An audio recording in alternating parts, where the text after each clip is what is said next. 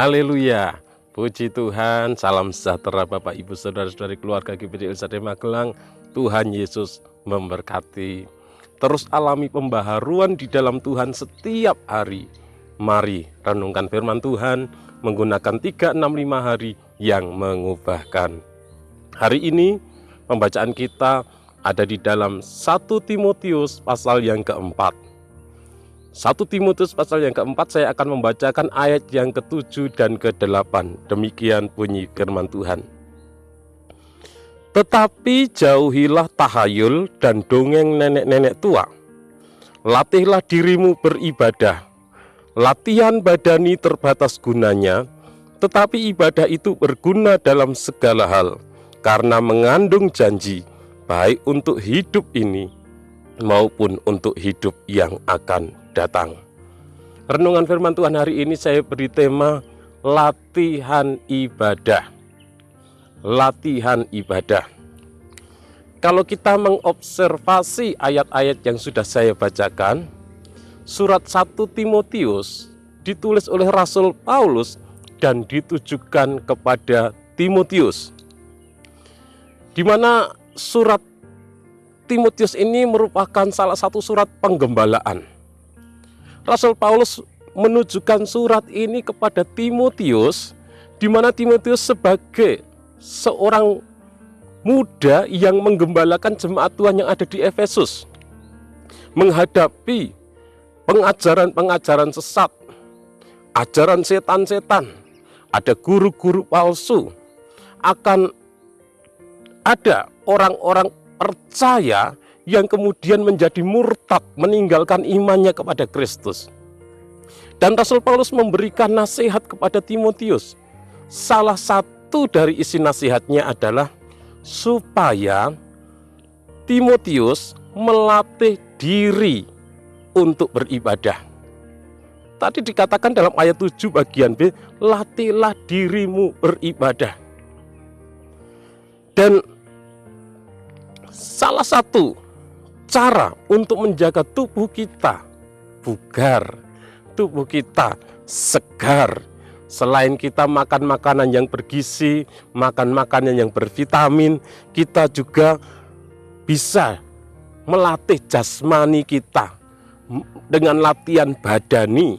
Kita bisa berolahraga, ada yang berlari, ada yang bersepeda, ada yang senam, ada yang fitness, nge-gym dan lain sebagainya. Jadi untuk melatih supaya mendapatkan tubuh yang bugar. Namun manfaat dari latihan badani atau latihan jasmani itu hanya dirasakan saat kita hidup di dunia ini saja. Jadi latihan badani, berolahraga itu penting, tapi itu manfaatnya hanya dirasakan ketika kita hidup di dunia ini saja. Dan firman Tuhan menyebutkan ada latihan badani atau latihan jasmani, tapi juga ada latihan beribadah. Latihlah dirimu beribadah atau latihan rohani. Kalau latihan badani itu manfaatnya hanya dirasakan ketika hidup di dunia ini saja, tetapi latihan rohani, beribadah itu bermanfaat dalam segala hal untuk hidup saat ini kita di dunia ini dan juga untuk hidup yang akan datang ketika kita meninggalkan dunia ini. Ibadah bukanlah sekedar kegiatan rutin dan formal keagamaan saja. Namun ibadah mempunyai arti dan dampak yang besar bagi orang yang percaya kepada Tuhan. Rasul Paulus memberikan pengajaran kepada Timotius bahwa ibadah harus dibangun dengan dasar firman Tuhan. Artinya bahwa setiap ibadah harus ada pemberitaan firman Tuhan. Kalau ada orang percaya berkumpul dan tidak ada pemberitaan firman Tuhan, mungkin hanya menyanyi-nyanyi saja, itu bukan ibadah. Tidak lengkap, ibadah harus ada pemberitaan firman Tuhan. Sehingga setiap orang yang beribadah mengalami pertumbuhan dan mengalami pertambahan dalam pengetahuan dan pemahaman iman, serta semakin menghayati imannya kepada Yesus Kristus.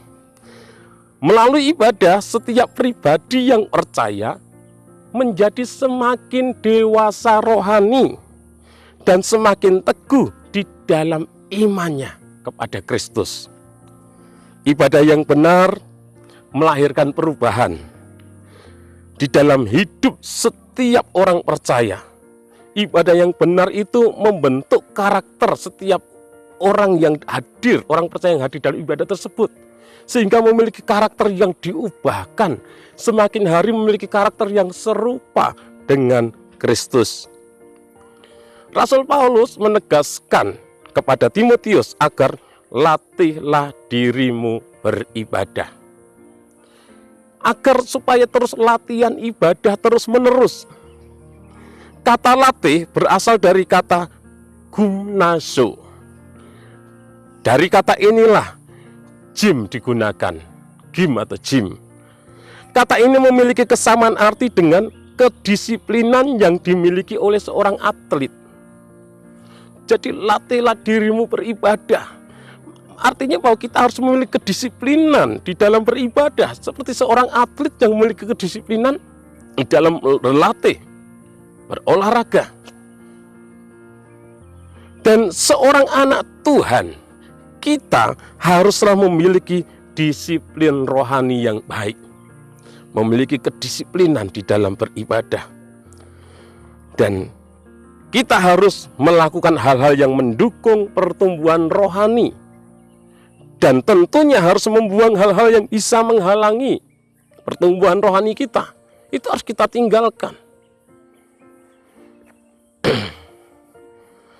sehingga kita boleh semakin bertumbuh di dalam Tuhan melalui latihan ibadah. Berdasarkan konteks ayat di dalam 1 Timotius pasal yang keempat ini, maka kita melihat bahwa kita harus terdidik dalam soal-soal pokok iman. Kita harus terdidik dalam ajaran sehat yang kita ikuti selama ini. Itu dicatat di dalam ayat yang ke-6, 1 Timotius 4 ayat yang ke-6. Kita harus terdidik dalam soal pokok-pokok iman dan ajaran yang sehat. Ini memiliki arti bahwa kita harus memiliki komitmen untuk mempelajari firman Tuhan dengan baik, untuk membaca firman Tuhan, merenungkan firman Tuhan, untuk menyelidiki firman Tuhan dengan baik dan benar. Rasul Paulus juga mengingatkan bahwa disiplin latihan ibadah akan membawa keuntungan bagi kehidupan kita. Ketika kita memiliki kedisiplinan di dalam beribadah, ketika kita terus latihan ibadah, melatih diri kita beribadah, maka ada keuntungan yang akan kita alami. Dikatakan ibadah itu berguna dalam segala hal karena mengandung janji, baik untuk hidup ini maupun untuk hidup yang akan datang. Apa manfaat dari ibadah? Apa manfaat dari latihan beribadah? Yang pertama dikatakan berguna dalam segala hal. Seseorang yang melatih diri beribadah akan memiliki jiwa yang sehat. Sukacita akan terpancar dari hati dan keluar melalui wajahnya, melalui sikapnya, melalui tindakannya. Seorang yang terus melatih dirinya beribadah, dia akan memiliki sikap optimis dalam menghadapi tantangan hidup. Doa dan nasihat yang didapat dalam ibadah akan menguatkan imannya. Bahkan dia mengalami janji-janji Tuhan digenapi di dalam kehidupannya. Intinya tidak ada ruginya bila kita melatih diri beribadah. Justru berkat Tuhan yang luar biasa akan kita alami, kita nikmati dalam hidup kita. Yang kedua, mengandung janji untuk hidup sekarang dan nanti. Dalam ibadah bersekutu dengan Tuhan, kita menerima janji Tuhan, baik untuk hidup sekarang maupun untuk hidup yang akan datang. Dalam kehidupan sekarang kita mengalami janji Tuhan, ada penyertaan Tuhan, ada pemeliharaan Tuhan, sehingga kita tidak mudah takut, kita tidak mudah khawatir menghadapi pergumulan hidup ini. Dalam kehidupan yang akan datang kita menerima janji keselamatan, yaitu tempat di surga yang sudah Tuhan sediakan bagi kita yang percaya kepada Kristus.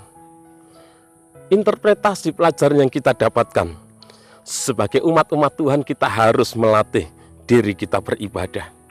Kita harus terus latihan ibadah. Kita harus disiplin di dalam beribadah.